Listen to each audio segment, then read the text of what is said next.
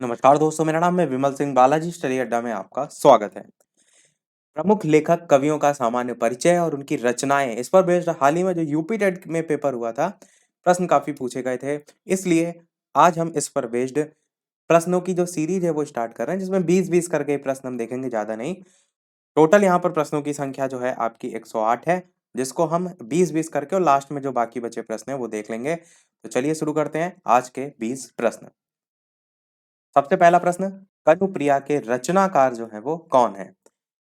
रांगे राघव, भगवती चरण वर्मा, नागार्जुन या धर्मवीर भारती? तो बताइए इनमें से कौन सा जो है वो सही होगा। और ये जो प्रश्न है वो यूपी टेट के साथ साथ सुपर टेट के लिए भी इंपॉर्टेंट है, क्योंकि रचनाएं जो है सभी पेपर में लगभग पूछी जाती हैं। आंसर की बात करते हैं तो कनुप्रिया के जो रचनाकार हैं वो है धर्मवीर भारती। तो इसे आप चाहें तो थोड़ा सा ट्रिक से भी जोड़ सकते हैं। जो धर्म में लीन व्यक्ति होता है, जो वीर व्यक्ति होता है, उसके बारे में अगर कोई व्यक्ति बात करे तो वो कनुप्रिय यानी कि कानों को प्रिय लगता है। धर्म और वीर, तो धर्मवीर भारती की रचना है कनुप्रिया, कानों को प्रिय लगता है। अब यहाँ पर जो कनु है इसका मतलब होता है कृष्ण की, और प्रिया मतलब प्रिया। तो कृष्ण की प्रिया राधा की अनुभूतियों की गाथा जो है इसमें बताया गया है। चलिए देखते हैं दूसरा प्रश्न। प्रकाशन वर्ष की दृष्टि से डॉक्टर हरिवंश राय बच्चन की जो रचनाएं हैं उनका सही क्रम जो है आपको बताना है। मधुबाला, मधुशाला, मधुकलश और निशा निमंत्रण, ऐसे करके अलग अलग ऑप्शन दे रखे हैं। तो बताइए इनमें से सही क्रम जो है वो कौन सा होगा। तो सबसे पहले आपको सन अगर पता होगा तभी आप कर पाएंगे। तो सबसे पहले जो रचना आई थी वो इनकी आई थी मधुशाला। मधुशाला का जो समय था वो था इनका 1935। देखिए, अच्छा, और कोई ऑप्शन में मधुशाला पहले ऑप्शन में है भी नहीं। तो अगर एक का भी सन इन चारों में से आपको पता है या मधुशाला ही पता है सबसे पहले आई थी, तो आप इस आंसर तक पहुंच सकते हैं। फिर मधुशाला के बाद आया था मधुबाला, जो कि जस्ट एक साल बाद यानी कि 1936 में जो है वो आई थी। उसके बाद मधुकलश आई थी जो कि आपकी 1937 में जो है वो आई थी। और मधुकलश का समय है 1900, ये वाला हमने देख लिया, हाँ ये 1937। और निशा निमंत्रण जो है, जो चौथा लिखा हुआ है, ये जो है 1938। तो इस टाइप से आपका क्रम जो है वो चलेगा। मधुशाला, मधुबाला, मधुकलश और निशा निमंत्रण। हरिवंश राय बच्चन ये गद्य और पद्य दोनों में ही जो है लेखनी के रूप में जो है इन्होंने अपनी जो रचनाएं हैं वो लिखी थी। और ये जो क्रम लिखा हुआ है ये प्रकाशन वर्ष की दृष्टि से यहाँ पर दिया हुआ है। तीसरा प्रश्न है आपका, सुमेलित करना है। ये यूपी टेट में क्वेश्चन आया था, ऊपर वाला भी। हिंदी साहित्य सम्मेलन, काशी नागरी प्रचारणी सभा और राष्ट्रभाषा प्रचार समिति वर्धा। नीचे ऑप्शन भी दे रखे हैं, आपको बताना है कि कौन सा किससे जो है वो मैच होगा। तो हिंदी साहित्य सम्मेलन की बात करें तो इसका जो समय था वो था 1910। हिंदी साहित्य सम्मेलन आपका मैच हो जाएगा 1910 से। काशी नागरी प्रचारणी सभा जो है ये आपका कब आया था? तो ये आपका 1893 में आया था। ये फर्स्ट वाले से मैच होगा। और राष्ट्रभाषा प्रचार समिति वर्धा जो है ये 1918 जो है इससे मैच होगा। तो इस टाइप से आपका ऑप्शन कौन सा सही होगा? सबसे पहले सी, फिर आपका ए, फिर लास्ट में बी।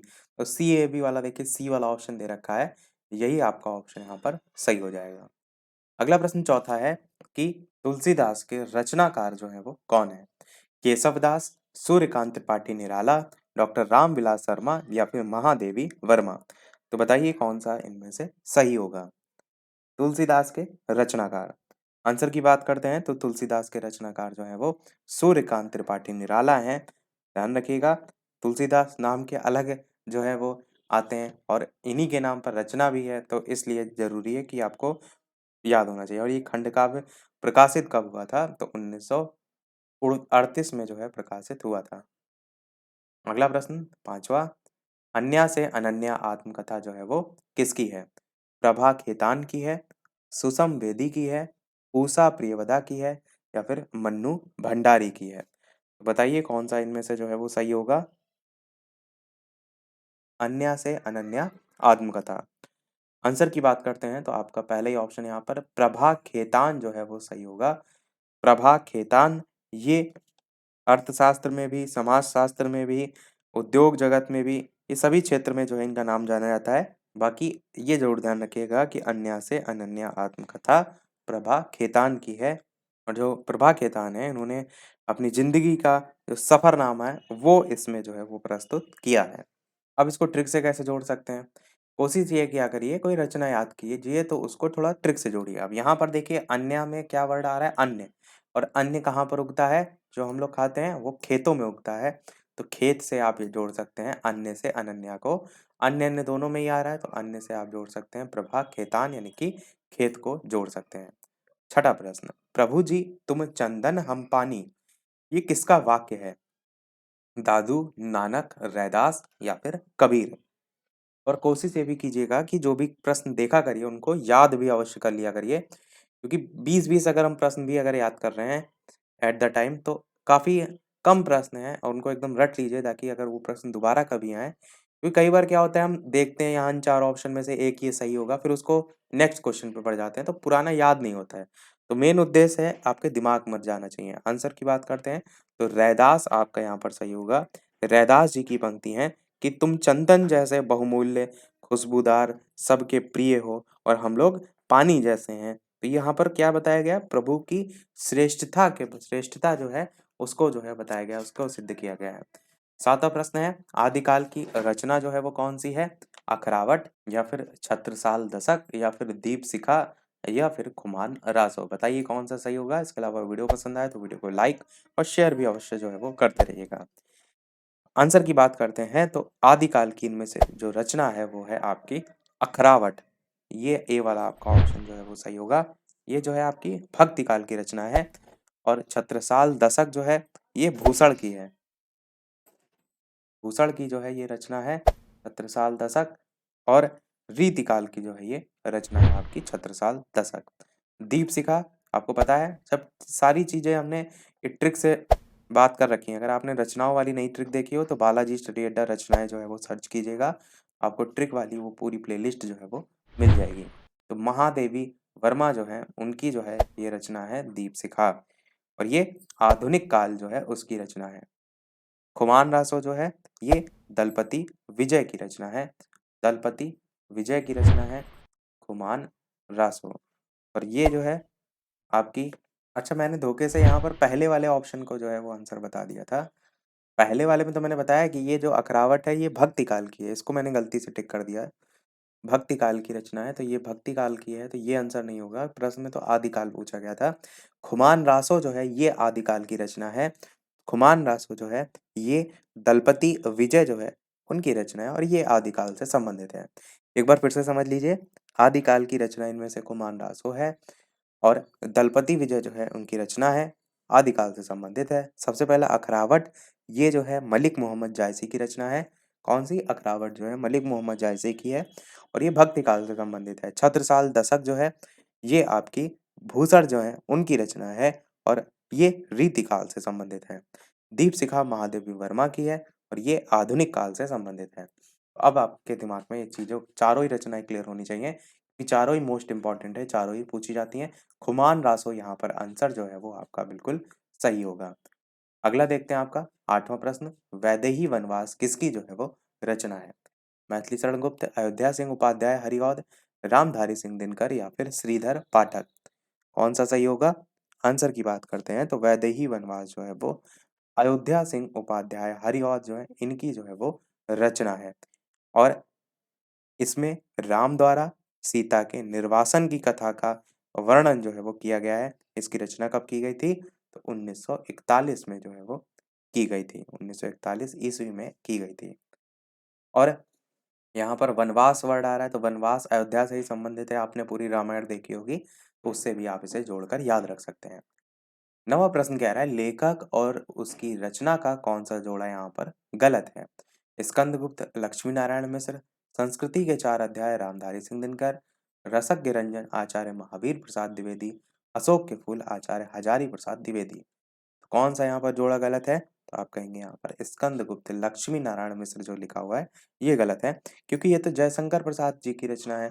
जयशंकर प्रसाद की सभी रचनाएँ हमने याद रखी करवा दी हैं आपको। यदि आपने वो कहानी नहीं देखी हो ज़रूर देख लीजिएगा, बहुत आसानी से आपको सारी ये याद हो जाएँगी। और जयशंकर प्रसाद के द्वारा रचित जो है ये एक नाटक है। स्कंदगुप्त की विधा आपसे पूछी जाए तो क्या है? ये एक नाटक है। तो यही आपका गलत है जोड़ा। बाकी सभी यहाँ पर जो है सही है। संस्कृति के 4 अध्याय रामधारी सिंह दिनकर की है। रसज्ञ रंजन जो है महावीर प्रसाद द्विवेदी की है। अशोक के फूल आचार्य हजारी प्रसाद द्विवेदी की है।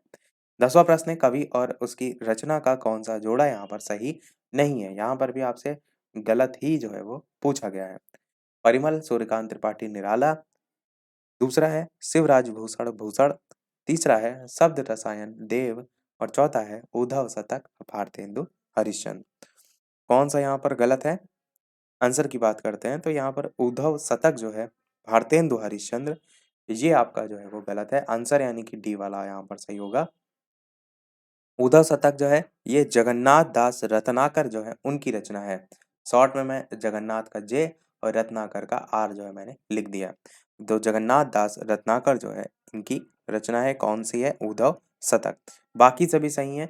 परिमल बहुत पूछी जाती है, सूर्यकांत त्रिपाठी निराला की। शिवराज भूषण भूषण ये याद कर सकते हैं, और शब्द रसायन देव की रचना है। अगला है 11 प्रश्न कि लेखक और उसकी कृति के युग में कौन सा युग में यहाँ पर गलत है? आर्यों का आदिदेश डॉक्टर संपूर्णानंद, वोल्गा से गंगा राहुल शंकराचार्य, सूरज का 7वां घोड़ा धर्मवीर भारती, दर्शन दिग्दर्शन रामचंद्र शुक्ल। तो बताइए इनमें से कौन सा जो है वो गलत है? अच्छा, इस टाइप के प्रश्नों से एक फायदा क्या होता है, एक साथ आप एक ही प्रश्न में चार चार रचनाएं जो कि रिपीट होती रहती हैं वो देखने को आपको मिल जाती हैं। आंसर की बात करते हैं तो डी वाला यहाँ पर गलत है। दर्शन दिग्दर्शन जो है ये रामचंद्र शुक्ल की नहीं है, ये जो है राहुल सांकृत्यायन की है। राहुल सांकृत्यायन की जो है ये रचना है। और सूरज का 7वां घोड़ा पूछी बहुत जाती है धर्मवीर भारती की, एकदम दिमाग में याद रखिएगा। बोलगा से गंगा राहुल सांकृत्यायन की है और आर्यों का आदिदेश डॉक्टर संपूर्णानंद की रचना है। अगला प्रश्न 12 कह रहा है हिंदी भाषा में कितनी जो है वो बोलियां हैं? 15, 25, 18 या 22? बताइए कौन सा सही होगा? तो हिंदी भाषा में टोटल बोलियों की संख्या जो है 18 है, और अगर उपभाषाएं पूछी जाए तो 5 है। तो यहाँ पर बोलियां पूछा गया है तो 18 आपका ऑप्शन यहाँ पर सही हो जाएगा। अगर उपभाषाएं पूछा जाएगा तो 5 जो है वो उपभाषाएं हैं। 13 प्रश्न है, इनमें से किस देश में हिंदी भाषा का प्रयोग लिखने और बोलने में जो है वो किया जाता है? ऑस्ट्रेलिया, दक्षिण अमेरिका, पाकिस्तान या फिर मॉरिशस? तो बताइए कौन सा जो है वो सही होगा? आंसर की बात करते हैं तो आपका ऑप्शन मॉरिशस जो है वो सही होगा। मॉरिशस जो है यहाँ पर हिंदी भाषा का प्रयोग लिखने के लिए भी और बोलने के लिए भी किया जाता है। बाकी जो मॉरिशस के अतिरिक्त हो गया, सूरीनाम हो गया, फिजी हो गया, म्यांमार हो गया, उनमें हिंदी की अनेक पत्र पत्रिकाएं भी अब आपको देखने को मिलती हैं। अगर ऑप्शन में आए तो आप देख लीजिएगा। 14 प्रश्न है भारतेंदु युग में निकलने वाली पत्रिका युग्म कौन सी है? कवि वचन सुधा, हिंदी प्रदीप, सरस्वती, माधुरी, कल्पना, ज्ञानोदय, नवनीत, कादम्बिनी? कौन सा सही होगा? तो भारतेंदु युग में निकलने वाली पत्रिका जो थी वो थी आपकी कवि वचन सुधा। 15 अगस्त 1867 को काशी से भारतेंदु हरिश्चंद्र द्वारा जो है वो संपादित होती थी। और जो हिंदी प्रदीप है ये आपकी 1877 में इलाहाबाद जो है वहां से बाल कृष्ण भट्ट, बीबी शॉर्ट में लिख दिया मैंने, बालकृष्ण भट्ट जो है इनके द्वारा संपादित पत्रिका थी। कवि वचन सुधा, भारतेंदु हरिश्चंद्र, भारतेंदु हरिश्चंद्र। नाम जरूर ध्यान रखिएगा। देखिए सन पूछे जाने के चांसेस थोड़ा कम होते हैं पर पूछे जाते हैं वैसे पत्रिका में। पर किसके द्वारा जो है वो संपादित होती थी ये क्वेश्चन ज्यादा आता है। तो कवि वचन सुधा जो है वो आपका बाल भारतेंदु हरिश्चंद्र, और हिंदी प्रदीप जो है वो बालकृष्ण भट्ट। अगला देखते हैं आपका प्रश्न 15 कि तद्भव पत्रिका के संपादक का नाम जो है वो क्या है? लीलाधर जगूड़ी, विश्वनाथ प्रसाद तिवारी, हरे प्रकाश उपाध्याय या फिर अखिलेश? तो बताइए कौन सा इनमें से सही होगा? आंसर की बात करते हैं इन चारों ऑप्शन में से तो आपका तद्भव पत्रिका का संपादन होता था 1999 में, 1999 में। और सही इनमें से हो जाएगा आपका अखिलेश के द्वारा। लखनऊ में होता था और किसके द्वारा? अखिलेश के द्वारा होता था। यही आपका सही होगा। 16 प्रश्न आपका है 12 बरस लौ कूकर जीवे अरु तेरा लौ जिये सियार। ये जो पंक्ति है वो किसकी है? विद्यापति की है, चंद्रवरदाई की है, नरपति नाल की है या फिर जगन की है? तो बताइए कौन सा सही होगा?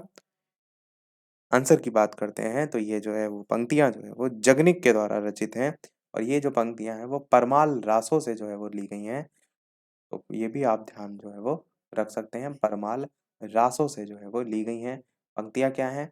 12 बरस लौ कुकर जीवे अरु तेरा लौ जिये सियार। 17 प्रश्न आपका है कि निम्नलिखित में से कौन सी व्याकरण और वर्तनी जो है उससे शुद्ध भाषा कहलाती है? साहित्यिक, प्रांजल, व्याकरणिक या फिर मानक भाषा? कौन सा सही होगा? तो मानक भाषा आपका यहाँ पर सही होगा। ये जो है व्याकरण और वर्तनी से शुद्ध भाषा कहलाती है। मानक भाषा का मतलब होता है आदर्श, श्रेष्ठ, परिनिष्ठित भाषा। 18 प्रश्न है, सूर सागर किस भाषा की जो है वो रचना है? अवधी भाषा, बुंदेली भाषा, ब्रिज भाषा या फिर छत्तीसगढ़ी? बताइए कौन सा सही होगा? आंसर की बात करते हैं तो आपका ऑप्शन ब्रज भाषा जो है वो सही होगा। सूर सागर जो है वो किस भाषा की रचना है? तो ब्रज भाषा में जो है वो लिखी गई है और ब्रज भाषा जो है इसकी रचना है। सेकंड लास्ट प्रश्न आपका है इस वीडियो का, क्योंकि स्टार्टिंग मैंने बताया था 20 प्रश्न तक हम देखेंगे और लास्ट में एक प्रश्न हम आपसे भी पूछेंगे। 19 प्रश्न आपका है कि वीरों का कैसा हो वसंत, ये कविता जो है वो किसने लिखी है? सुमित्रा कुमारी चौहान ने, सुभद्रा कुमारी चौहान ने, माखन लाल चतुर्वेदी ने या फिर रामधारी सिंह दिनकर ने? तो बताइए इनमें से कौन सा जो है वो सही होगा? वीरों का कैसा हो वसंत। आंसर की बात करते हैं तो सुभद्रा कुमारी चौहान जो है आपका सही होगा। सुभद्रा कुमारी चौहान जो है इनकी जो है ये कविता है वीरों का कैसा हो वसंत। और ये कविता वीर रस प्रधान है। जैसे कई बार पंक्तियां लिखी होती हैं उनमें रस पूछ लिया जाता है। जैसे अभी आपने यूपी टेट की परीक्षा देखी तो उसमें अलंकार से काफी क्वेश्चन आए थे, तो इस टाइप से भी पूछा जाता है। चलिए देखते हैं हमारा अगला और इस वीडियो का लास्ट प्रश्न। इसके बाद एक प्रश्न हम पूछेंगे आपसे भी, जैसे कि सभी वीडियो में हम आपसे एक ना एक प्रश्न पूछते हैं। तो इस प्रश्न को देखने से पहले वीडियो अभी तक आपने लाइक ना किया हो, सभी लोग वीडियो को लाइक भी करते रहिएगा। चैनल पर नए हो सब्सक्राइब करके जुड़ जाइएगा और टेलीग्राम चैनल से अभी तक न जुड़े हो, लिंक आपको डिस्क्रिप्शन में मिल जाएगी। बालाजी स्टडी अड्डा सर्च करके भी जुड़ सकते हैं। पूछा गया है प्रश्न कि कौन सा रासो आला खंड के नाम से प्रसिद्ध है? पृथ्वीराज रासो, खुमान रासो, परमाल रासो या फिर बीसलदेव रासो? तो बताइए कौन सा इनमें से सही होगा? आंसर की बात करते हैं इन चार ऑप्शन में से तो आपका ऑप्शन परमाल रासो सही होगा। परमाल रासो जो है जगनिक के द्वारा रचित है। मूल रूप से ये उपलब्ध नहीं है, परंतु इसका एक अंश जो है आला खंड नाम से जो है वो प्रसिद्ध है। तो यही यहाँ पर पूछा गया है कि कौन सा रासो आला खंड के नाम से प्रसिद्ध है? तो परमाल रासो आपका यहाँ पर सही होगा। सभी प्रश्न हुए समाप्त। एक प्रश्न आपके लिए भी, जैसा कि सभी वीडियो में हम आपसे एक प्रश्न पूछते हैं। तो ये प्रश्न है आपके लिए जिसका आंसर वीडियो के मेन कमेंट में टाइप करके आपको बताना है कि आनंद कादम्बिनी पत्रिका का जो प्रकाशन है वो कहाँ से जो है वो होता है? बनारस से होता है, मिर्जापुर से होता है, इलाहाबाद से होता है या फिर लखनऊ से होता है? तो बताइए कौन सा इनमें से जो है वो सही होगा? और अपना आंसर एबीसीडी में से वीडियो के मेन कमेंट में बताइएगा।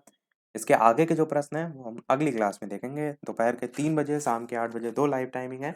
उस लाइव आकर भी वीडियो आप देख सकते हैं, प्रश्नों की प्रैक्टिस कर सकते हैं। तो आज की वीडियो में इतना ही रखते हैं, फिर मिलते हैं अगले वीडियो में कुछ नए प्रश्नों के साथ।